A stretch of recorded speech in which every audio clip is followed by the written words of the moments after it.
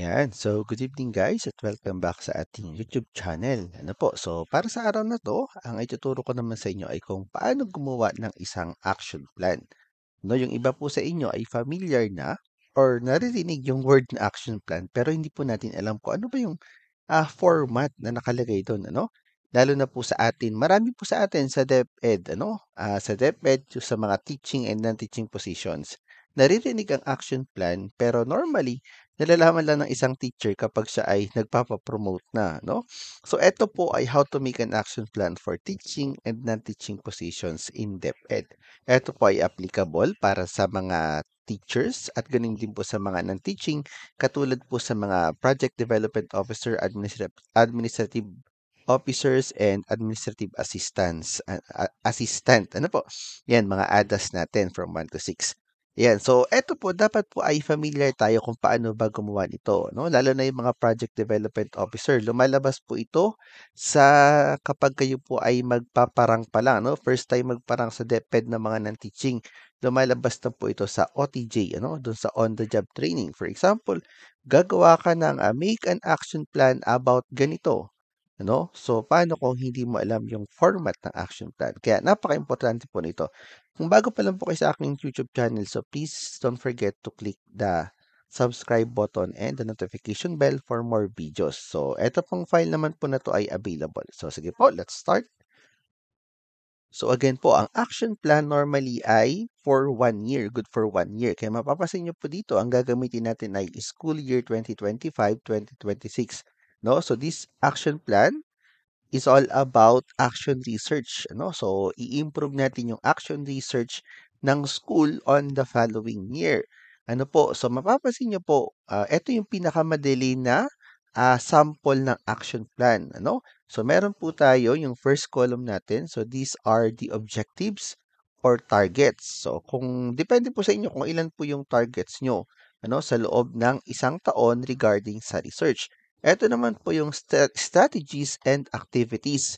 Kung paano natin mare-reach yung ating target. Ano? So, pwede pong isang target pero marami po tayong set of activities na gagamitin. For example, isang target, meron tayong ditong dalawang strategies or activities. And then yung ating pong time frame, ito po yung year-round.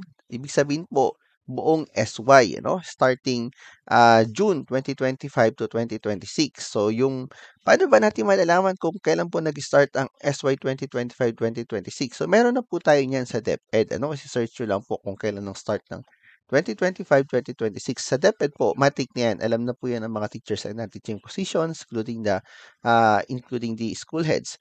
Next po is who will be the person involved. No? So, ilagay nyo po lahat dito kung yung teacher, kung non-teaching. So, dito po, ang focus natin ay since action research. So, school research team. So, ang school po, lahat po yan ay may research team. And then, the school head and the faculty members. Ano po, yung ating mga teaching position. So, pwede din natin isama yung mga non-teaching position kung sila po ay nagkakandak ng research. Ano po? Ayan. So, next po is the expected output. Again po, ang expected output po natin ay nakadepende sa ating objectives. Ayan. So, again po, ang ating expected output ay nakadepende sa ating objectives. For example, ang first objective po natin is to institutionalize the culture of research in yung MES, ito po yung school, ano? Malaya Elementary School. So, i-establish po natin yung culture of research. So, therefore, ang atin pong expected output ay action research proposal. Ano?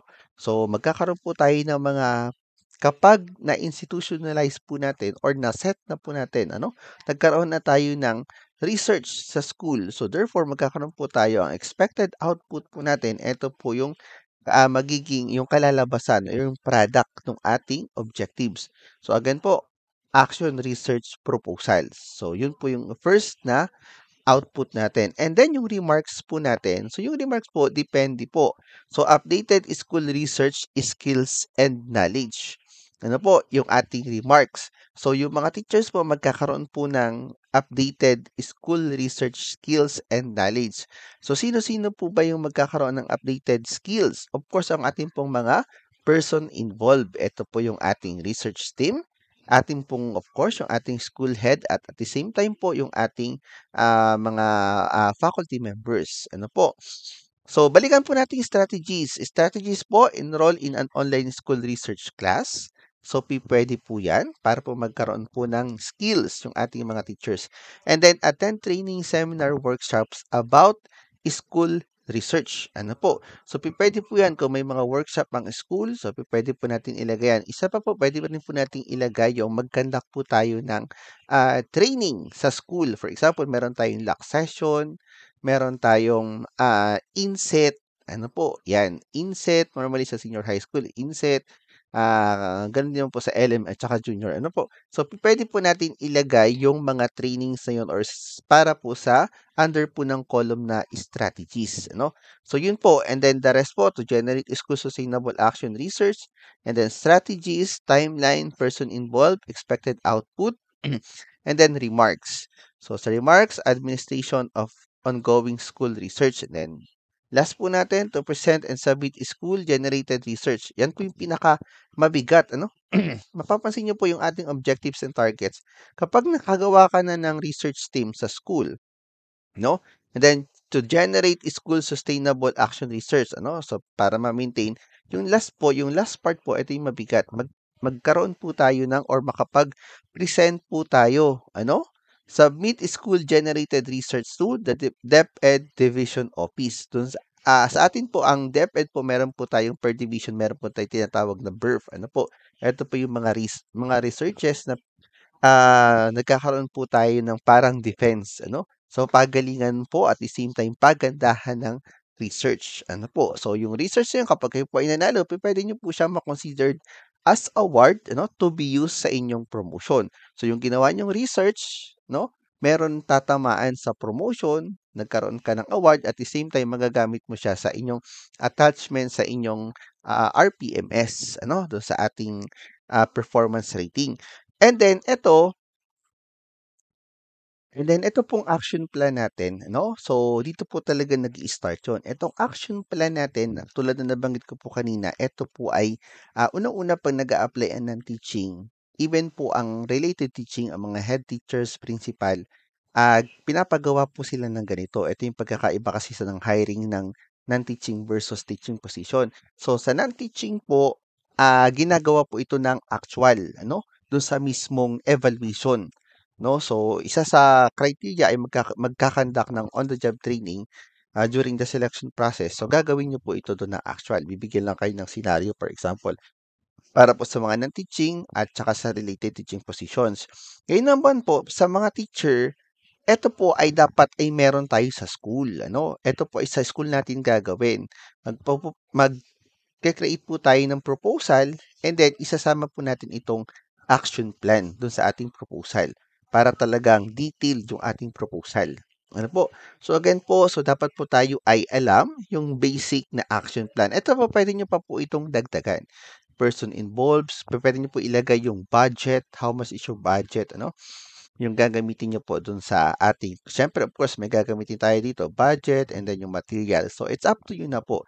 Pero again, ito po yung sample. Ano? Paano ba ginagawa yung action plan? Importante dyan yung objectives, and then what are your strategies to achieve that objectives, and then yung time frame. Kailan po ito sisimulan? For example, quarter 1, pwede naman po quarter 2, quarter 3, quarter 4. So meron po tayong 4 na quarter sa loob ng isang taon. And then, yan, unang-una person involved, ano? Yung ating mga project proponent. And then, of course, the expected output and yung ating remarks. Ano po? Yung remarks, pwede po yung wala. Pero at least, meron po tayong sample. Okay po? So, hopefully po ay natuto kayo sa ating presentation. So, comments lang po kayo kung kayo po ay meron mga gustong paggawa ng videos.